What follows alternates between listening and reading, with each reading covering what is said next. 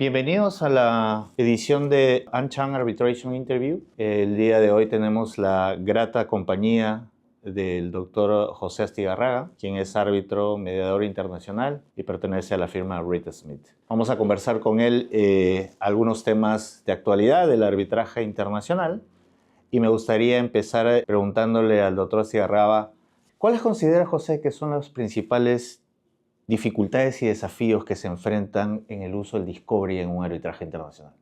¿Cómo no? Pero Roger, primero que todo quiero darle las gracias, darte las gracias a ti y a AmCham por esta oportunidad de participar en esta serie que yo sé que ustedes presentan sobre arbitraje de temas interesantes, así que encantado de poder acompañarlos hoy y tener esta oportunidad. Roger, una pregunta muy interesante que me planteas. Me gustaría entender, cuando hablamos de Discovery, estamos hablando del hecho que en el arbitraje internacional hoy día hay una herramienta por medio de la cual una parte puede requerir que la parte contraria le exhiba documentos. ¿Entiendo correcto cuando hablamos del Discovery? Perfecto. ¿Y cuáles son las principales dificultades y los desafíos? Sí. A mí me parece que para contestar la pregunta es importante, en efecto, rebobinar la película. Y a lo que voy es de entender cómo es que nosotros llegamos a este punto. Es decir, digamos, antes de la globalización, en el arbitraje internacional no solía haber intercambio de documentos en el sentido de discovery como existe hoy en día. ¿Qué pasa? Cuando ocurre la globalización y el arbitraje se dispara y empieza a ser una herramienta más común, y se globaliza, pues empiezan a llegar al mundo del arbitraje internacional nuevos jugadores que traen su cajita de herramientas, ¿no? Cada uno. Y esas cajitas de herramientas en gran medida eran las tradiciones y las prácticas que ellos tenían en sus tribunales judiciales, ¿no? ¿Y qué es lo que pasa? En los tribunales judiciales norteamericanos, mucho antes de la globalización, una herramienta estándar para dirimir casos era el proceso de discovery, en el cual uno puede hacer preguntas por escrito, puede requerir que el testigo comparezca, pero un aspecto importante era la posibilidad de requerirle a la contraparte que exhiba, que entregue documentos internos que no va a usar para hacer valer su defensa, es decir, o sus derechos, sino sencillamente son documentos que la contraparte quiere ver para fortalecer su propio caso o debilitar el caso de la parte contraria. Y eso es una herramienta importantísima y muy poderosa. El sistema norteamericano estaba fundado básicamente en la verdad, es decir, en intentar resolver los conflictos con base a qué fue lo que de hecho ocurrió, y por lo tanto le dan importancia a ver los documentos que constaban o que se generaron durante el punto del conflicto. ¿Qué ocurre? Entonces, pues llegan practicantes norteamericanos, también anglosajones, etcétera, con esa herramienta del arbitraje internacional, y a medida que van ocurriendo más arbitrajes entre culturas, pues las barras, se empieza a desarrollar el soft law, y entonces, por ejemplo, la IVA desarrolla sus prácticas, decir, bueno, vamos a coger lo mejor de este aspecto del civil, lo mejor del aspecto common law, intentan fusionar las prácticas o acercar las prácticas, vamos a decir. Entonces se incorpora al arbitraje internacional esta herramienta que existe, que igual que te digo es una herramienta muy importante. ¿Qué es lo que pasa? Que claro, esa herramienta en los juzgados norteamericanos se reconoció que si bien es una herramienta importante para poder descubrir la verdad, el problema también es que es una herramienta que impone costos, ¿no? Impone costos al punto que puede ser excesiva. Yo quiero cada documento que jamás usted haya generado relativo a eso, imagínate el costo que eso impone. Y también hay la cuestión, bueno, de valor agregado, es decir, llega al punto de, entonces, ¿hasta qué punto vamos a requerir la exhibición de todos los documentos y el valor que eso agrega en el descubrimiento de la verdad, ¿no?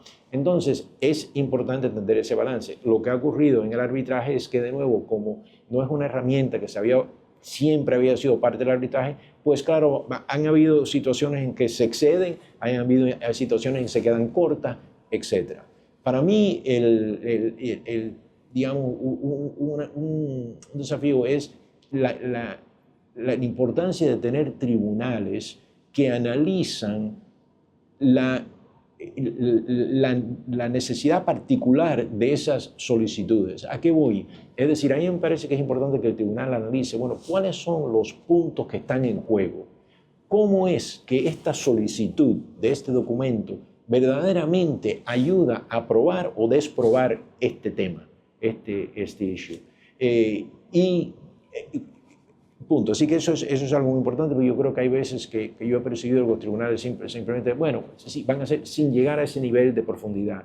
Y también, si bien es un error excederse y dar demasiado, también es un error no llegar y dar muy poco, ¿no? Así que ese herramientas para eso incluso, claro, ¿verdad? Claro, así que ese balance es importante. El otro que es importante es que los tribunales entiendan que puede ser abusivo. Y te doy un ejemplo. Yo tuve un caso que la realidad es que casi lo manejé como un favor a alguien, pero en todo caso un reclamo de $1 millón en contra de una compañía.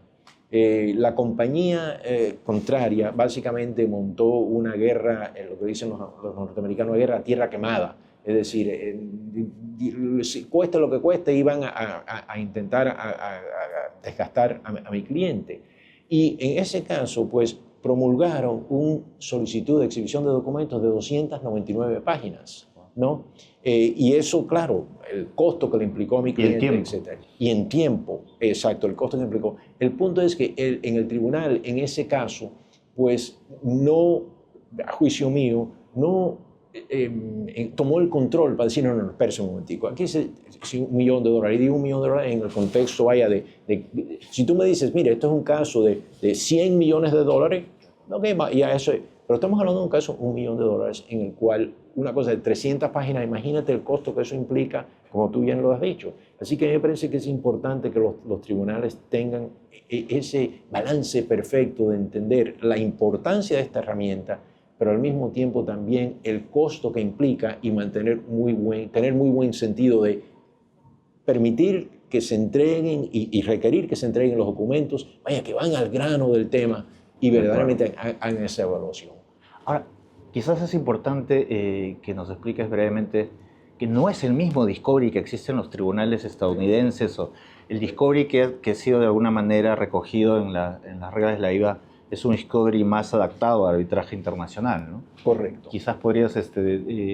¿Cómo no? No, sí, en los juzgados norteamericanos... Bueno, el propio es interesante, Roger, porque los propios tribunales judiciales norteamericanos han reconocido lo que te acabo de decir, es decir, que empezaron con la idea de, mira, no solo puedes requerir documentos que son relevantes al pleito, a los temas que están en juego, pero además puedes requerir documentos que puedan conllevarte, que puedan resultar en encontrar documentos relevantes. Fíjate, si uno piensa la fórmula, no solo documentos relevantes, sino documentos que en inglés lead to the discovery of admissible evidence. Esa era la fórmula original.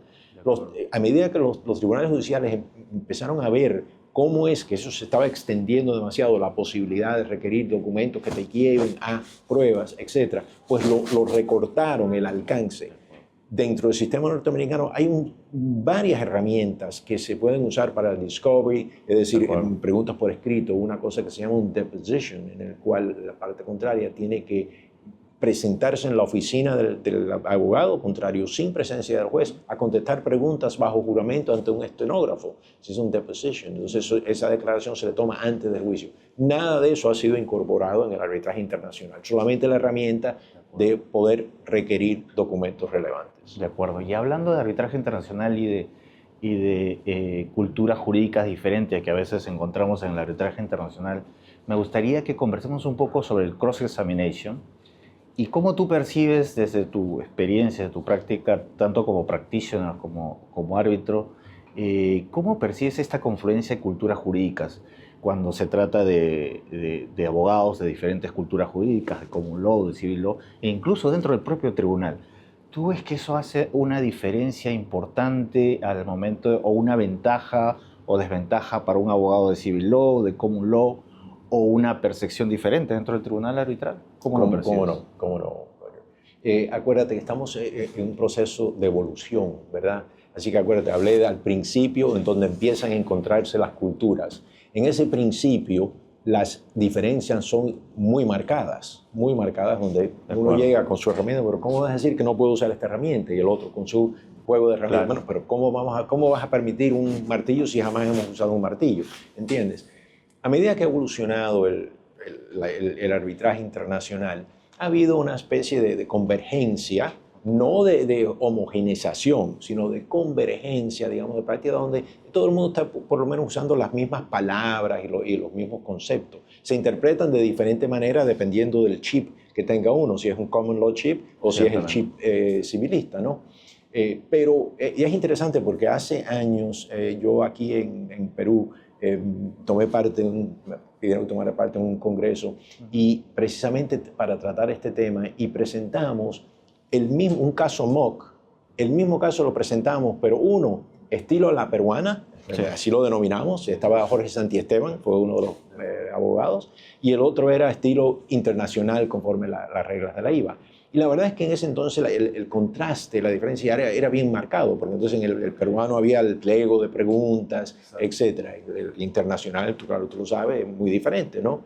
Pero ¿qué es lo que ha pasado? Los años han pasado y ya los abogados de tradición civil, pues saben contrainterrogar. Hay una realidad, y es decir, en los Estados Unidos, por ejemplo, hay abogados muy reconocidos que son expertos en cross-examination, ¿no? En contrainterrogatorio. Uno de ellos, uno de los más famosos, ha dicho, mira, antes de que tú realices 25 cross-examinations, no me empieces a hablar de que tú conoces cross-examination. ¿Qué es lo que está diciendo? Es decir, hasta que uno no tiene la práctica, ha cometido los errores, ha aprendido, es muy difícil, dominar, ¿no? esa herramienta. Pero ¿a qué voy? A medida que va pasando el tiempo, los abogados de latinoamericanos, españoles, etc., han ganado la práctica y hay algunos que son tan buenos o mejores que abogados anglosajones. Eso existe. Y por lo tanto, es interesante porque el mismo ejercicio que hice en Perú hace años, lo hice el año pasado, me pidieron que lo hiciera en una conferencia en Miami, en el cual hubo un mock con abogados civilistas y abogados common law, y la idea fue, bueno, ¿cuál fue la comparación? ¿Cómo se compararon los dos estilos? Al final de ese programa, yo dije, pero básicamente, ¿cuál ha sido la diferencia? Es decir, era cuestiones de matiz. No había ninguna diferencia fundamental entre la manera que los abogados civilistas realizaron su cross-examination como los abogados norteamericanos o los anglosajones. Donde sí existe una diferencia, Roger, es en el chip de los árbitros. Okay. ¿Y a qué te voy? Es decir, yo sé que tú y yo lo hemos hablado, he estado en programas en el cual un árbitro distinguidísimo, conocido, tú lo conocerías, pero claro, no lo voy a nombrar, dijo públicamente al público, mire, yo no le saco nada cuando un abogado contrainterroga a un testigo. ¿A qué es lo que está diciendo? Es decir, el árbitro explica que el chip, la manera que ellos analizan lo que le piden que dirima, que decida, es, mira, para mí lo que me vale son los documentos. Y la prueba testimonial, la verdad, no la valoro. Hay una prelación. Okay. Y sí te digo, por ejemplo, yo copresidí una task force, el grupo de trabajo de la CSI, hace un par de años, sobre el valor de la prueba testimonial, ¿no? Y el efecto de la memoria sobre el valor de la prueba. En ese contexto, pues realizamos una encuesta entre los abogados y los partícipes, los miembros del Task Force, acerca de cuál es su percepción del valor de cross-examination. Y en efecto, habían literalmente árbitros que decían, mire, yo personalmente creo que no es necesario tener cross-examination, a menos que sea necesario para aclarar algo en el documento. Piensa el chip, por favor, piensa eso. Alguien está diciendo, mira, yo no necesito escuchar al testigo. Si los documentos están claros, yo estoy satisfecho y tomo mi decisión. Si hay alguna duda, bueno, pues bien, tráeme un testigo. Pero fuera de eso, no me molestes. Compara eso, tú y yo lo hemos hablado, en el hecho que, por ejemplo, en la doctrina norteamericana hay un caso, una jurisprudencia de un profesor muy famoso, número uno en esta materia, que dice, cito las palabras, la herramienta más importante en el sistema jurídico para el descubrimiento de la verdad es el cross-examination. Compara esos dos chips, ¿no? Alguien dice, lo más importante que yo necesito es poder contradecir y ver qué es lo que me responde el testigo. Ahí es donde está la verdadera diferencia, no en el abogado latinoamericano, abogado anglosajón. La diferencia es en la audiencia. Y la razón que eso es pertinente es porque eso afecta, ese chip, dependiendo del chip que tenga, va a afectar la rienda, es decir, la latitud que el tribunal le va a dar al abogado que está haciendo el cross-examination. Y, si y es importante, Roger, que el cross-examination, el contrainterrogatorio, se debe realizar conforme de reglas. Cada jugador tiene que cumplir su rol de acuerdo a las reglas. El abogado que contrainterroga, el abogado que defiende, los tribunales, los árbitros, pero también el testigo. Y los tribunales tienen que requerir para permitir. Si el tribunal va a decir, mira, yo creo en el cross-examination y por lo tanto lo voy a permitir que exista, no podemos hacer eso a menos que lo juguemos de acuerdo a las reglas. Y las reglas requieren que el testigo también cumpla su rol y no, en efecto, no le falte el respeto al proceso. Yo he tenido casos en el cual testigos muy hábiles, muy inteligentes, a propósito, no han querido contestar preguntas que sabían la respuesta. Y el problema es que si el presidente o el tribunal no valora el cross-examination de una manera adecuada, ya que tenemos la herramienta, pues en efecto el testigo se puede escapar. Es decir, el testigo, la herramienta no tiene su valor. Y he tenido ocasiones en las cuales he tenido presidentes que han dicho, no, mire, déjeme escuchar lo que tiene que decir el señor. Eso totalmente anula el valor de cross-examination y yo creo que afecta el derecho de defensa.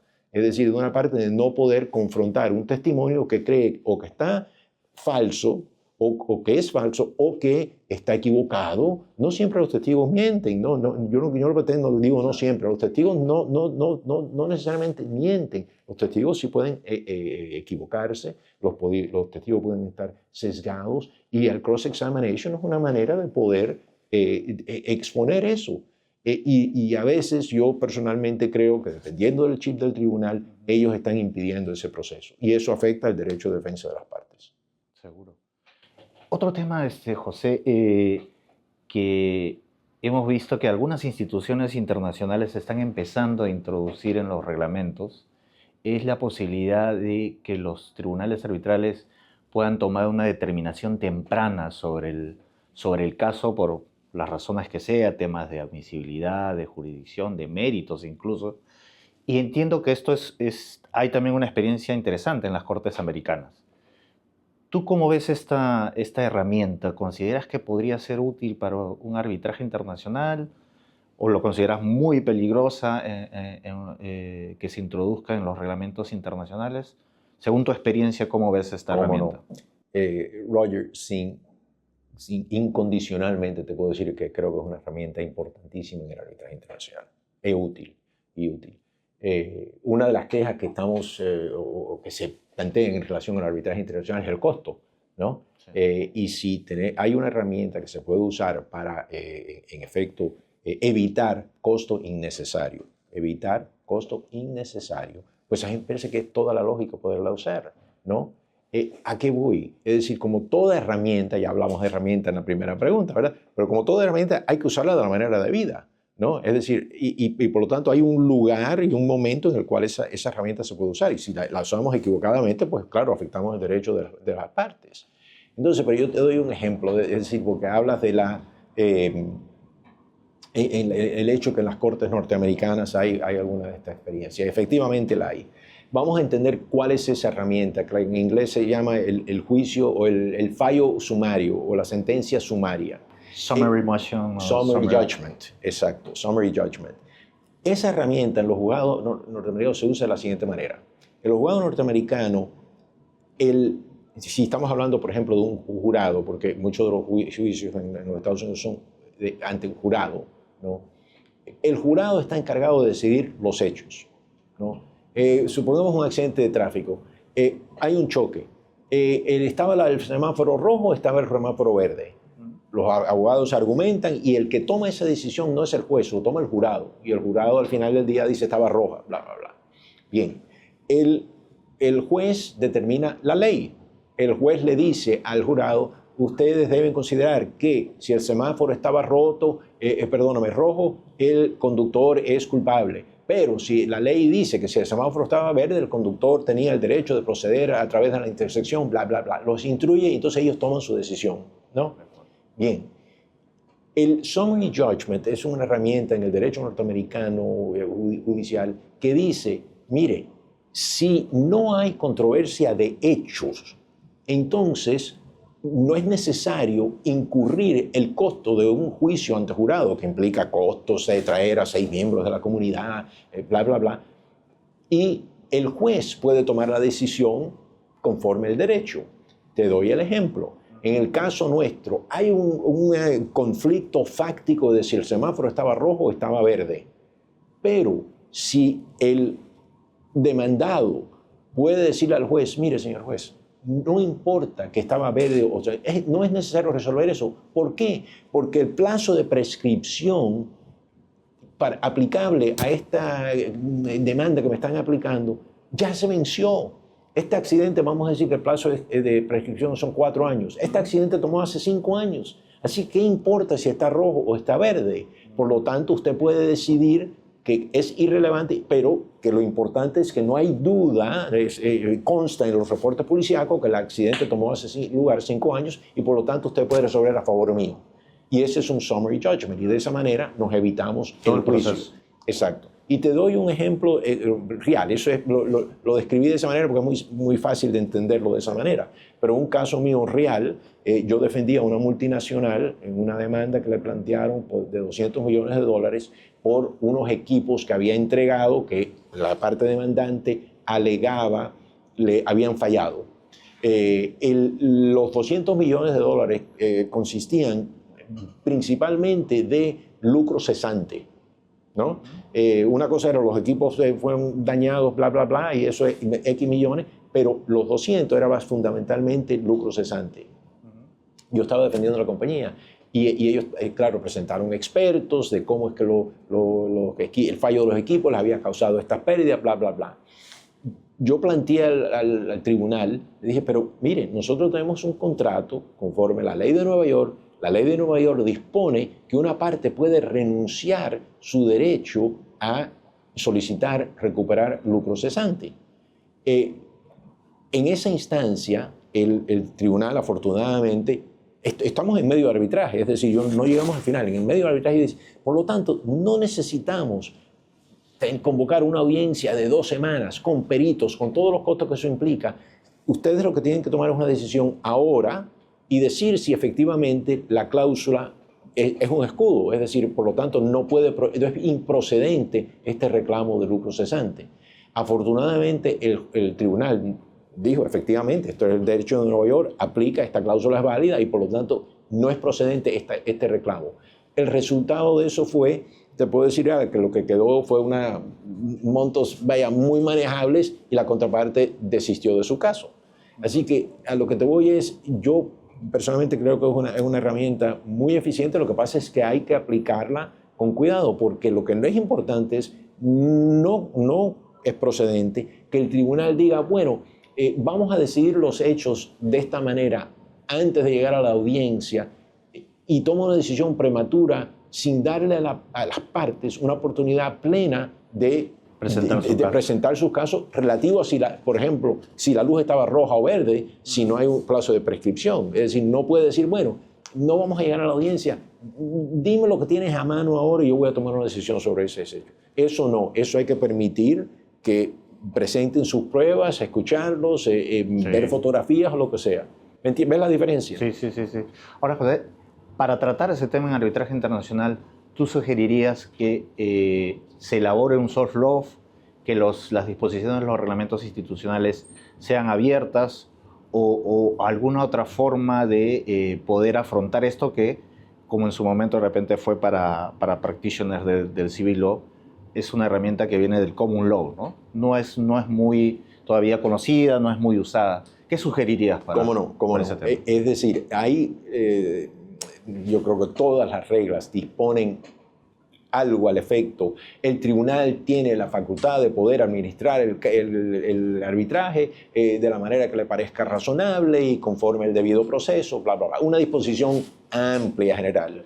Y el argumento es, mire, un argumento es, aun si no existiese, el tribunal tiene la discreción de poder decir, mire, nosotros vamos a ordenar el proceso de esta manera y por lo tanto nos parece razonable tratar, separar el tema de la cláusula que limita el recupero de utilidades y por lo tanto vamos a tratar ese tema preliminarmente. Eso existe. Para eliminar las dudas, para no estar en una situación en la cual la parte perdedora puede ir a un tribunal judicial, anular el laudo, no, porque nada en las reglas, debido proceso. Sí. Yo personalmente me adhiero y creo que es útil que los reglamentos específicamente autoricen a los árbitros a tomar esas medidas y de esa manera cuando una parte se adhiere a esas reglas, lo pone en su cláusula, pues se entiende, bueno, pero espérese, usted aceptó que eso era una de las reglas de juego. Así es. Claro. Y ya para terminar, José, aprovechando tu larga trayectoria en el arbitraje internacional desde hace muchos años, me gustaría que nos hagas una reflexión de cómo ha evolucionado el arbitraje en América Latina en los últimos 30 años y además, ¿cómo ves el futuro de los próximos 20, 30 años? Roger, cómo no, una pregunta divertida. Mira, y yo me siento dichoso porque yo estuve ahí al amanecer de la edad dorada, de la época dorada del crecimiento del arbitraje. Mira, en la década de los 80, ¿no? Que le dicen la década perdida en América Latina porque hubo el incumplimiento de los bonos, estuvo los Brady Bonds, etcétera, y la actividad económica estuvo muy estancada en América Latina. A medida que evoluciona, empieza a cambiar América Latina. ¿Qué ocurre? Pues está Chile, donde empieza la economía, la está viendo, empieza a adoptar una economía de mercado, etcétera. Y eso empieza a extenderse y vemos cosas como en Argentina y en América Latina empiezan a haber privatizaciones, ¿verdad? Antes de ese momento... teníamos economías cerradas, ¿no? Economías cerradas, exacto. Y la verdad es que, vaya, por lo menos que yo sepa, no había arbitraje internacional en América Latina, por lo menos en el sentido que lo vemos ahora, ¿no? Así que eso no existía. Ni había entonces el know-how, ¿no? La pericia por parte de los abogados, no habían árbitros, etc. ¿Qué ocurre? A medida que entonces empieza a ocurrir las privatizaciones, etc. Y claro, existía la cláusula Calvo, acuérdate de todo eso. Bien. Empieza en América Latina, si bien empiezan las privatizaciones, empieza a fluir el capital extranjero, es decir, principalmente capital norteamericano, capital europeo, empieza a fluir hacia América Latina. Y esos inversionistas, que con su capital dice, muy bien, tú quieres mi capital, ok, pero yo no me voy a ahora someter a tus cortes, a tus sistemas judiciales. Tenemos que acordar un sistema neutro y por lo tanto empezaron a requerir el arbitraje internacional. Paralelo, acuérdate de dónde estamos, empiezan a celebrarse acuerdos de protección de inversiones, bien, que también disponen cómo resolver conflictos entre el inversionista y el Estado es arbitraje internacional. Así que empiezan a ponerse en sitio estos acuerdos, tratados, etcétera, que adoptan el arbitraje internacional como el método de resolución de conflictos. Estamos en el tiempo del TLC, el Tratado de Libre Comercio entre los Estados Unidos, México y Canadá. Estamos en el contexto cuando, de hecho, se estaba negociando un tratado a lo largo de las Américas para un mercado libre, etcétera. Así que ese era el ambiente en el cual empieza a evolucionar la práctica del arbitraje en América Latina. ¿Qué es lo que pasa? Al principio, pues, ¿quiénes son las personas que tienen la experiencia? Bueno, pues eran los abogados de América del Norte, los abogados en Europa que tenían los conocimientos y, por lo tanto, cuando naturalmente el arbitraje es algo que yo le digo el lagging indicator, es un indicador que ocurre después de que ocurre un evento, es decir, primero tiene que haber un contrato, tiene que haber un negocio eso es una semilla, digamos, donde eventualmente, posiblemente nazca un arbitraje. Entonces, toda esta inversión está tomando lugar, claro, todavía los arbitrajes no empiezan a florecer. Pero entonces, a medida que van floreciendo los arbitrajes, bueno, pues en el caso mío, por ejemplo, yo tenía amigos latinoamericanos que me llamaban y mira, José, tengo un cliente que tiene un arbitraje, por favor te lo quiero remitir, tú me lo puedes representar en el arbitraje. Encantado, etcétera. Y entonces, pues ahí empieza. ¿Qué ocurre? A medida que va pasando el tiempo, primero, en efecto, cuando se están realizando todas estas inversiones, las multinacionales empiezan a organizarse para tener equipos enfocados en América Latina, ¿no? Y al principio, las multinacionales, típicamente algunas tenían abogados en América Latina, pero por lo menos en litigio, en materia de litigio, de arbitraje internacional, en gran medida los equipos eran fundamentalmente norteamericanos, ¿no? ¿Qué ocurre? Por ejemplo, yo recuerdo muy temprano en este ciclo en el cual una cliente multinacional mío me llama y me dice, mira, José, me han propuesto, o le han propuesto a una de nuestras unidades de negocio que acepte el centro de Lima, un centro en Lima, específicamente. ¿A ti qué te parece? Etcétera. Es decir, y no tenía, digamos, tenía cierta renuencia, ¿no? Y sinceramente una renuncia razonable. En ese entonces, me dices, la AAA, perdóname, el ICDR, la CCI, la verdad es que vaya, los centros no tenían una experiencia comparable, ¿verdad? Entonces, lo hablaron, bla, bla, bla. ¿Qué pasa? A medida que van evolucionando las multinacionales, ellas empiezan a incorporar abogados latinoamericanos como partes de su... Y no solo eso, no solo, por ejemplo, en Miami, en un momento un gran número de las multinacionales con sus departamentos jurídicos latinoamericanos ahí, pero además de eso empiezan a extenderse y a incorporar abogados latinoamericanos en los países latinoamericanos. Y entonces hay abogados de multinacionales aquí en Perú. Bueno, ¿qué implicación tiene eso para el arbitraje? Es decir, si bien para mi abogado interno de la empresa, magnífico abogado, excelente abogado, pero principalmente anglosajón, que en una tradición de common law, que no ha tenido la experiencia local, pues su instinto natural es decir, mira, yo quiero o la CCI o el ICDR, etcétera, yo quiero el derecho neoyorquino, es natural, ¿no? Totalmente es humano.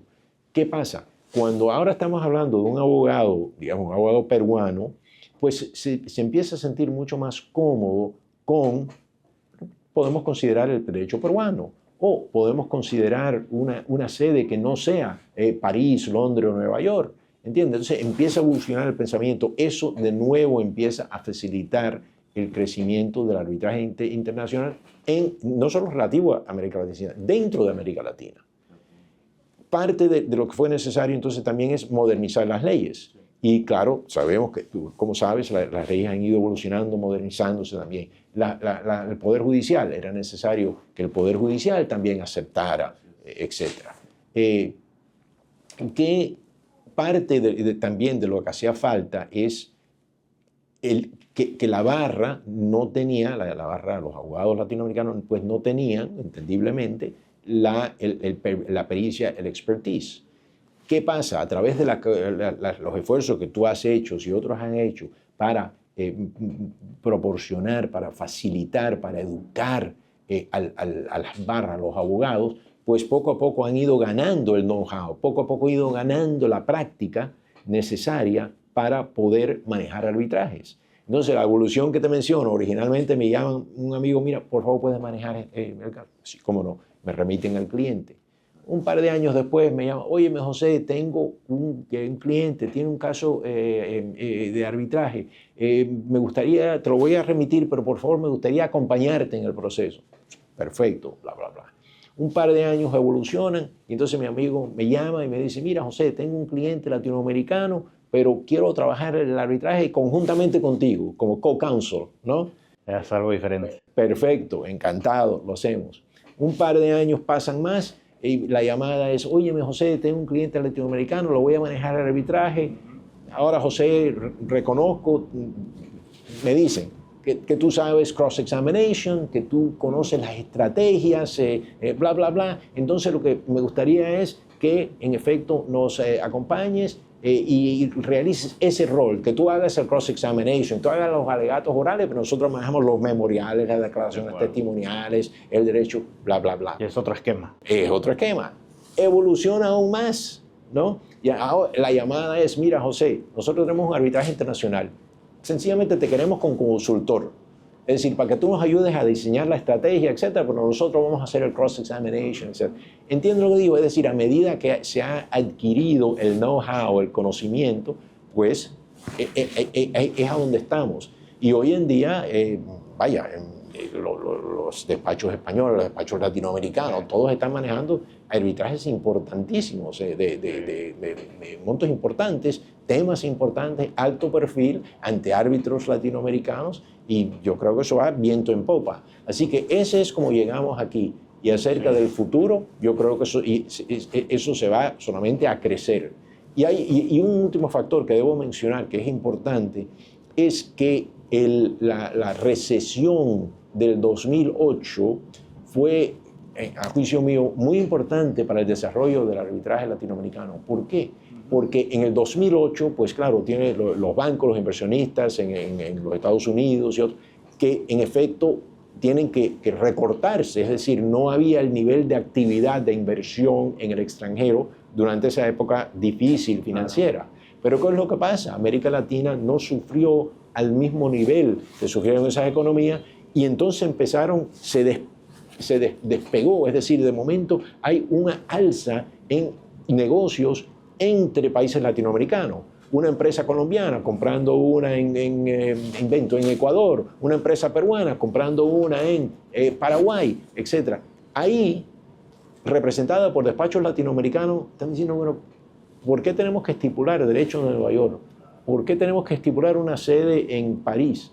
¿Por qué no entiende? Y ahí entonces no solo cambia la cuestión del derecho, la sede, etcétera, sino ahora la ventaja viene entonces a los despachos, los árbitros, etcétera, que dicen, este es mi campo de juego, ¿no? Sin embargo, antes de eso, pues, claro, el campo de juego era diferente y no tenían el conocimiento. Así que yo, Roger, creo que ese es el futuro, está camino. muy robusto para el arbitraje en América. Y prometedor para todos los que nos dedicamos al arbitraje internacional. José, muchas gracias por tu valioso tiempo, tus importantes reflexiones según tu experiencia y eres siempre bienvenido a Perú. Encantado. Gracias. Sabes cuánto me gusta Lima y te agradezco. No, por favor. Y gracias a ustedes por seguirnos en esta serie y hasta una próxima edición.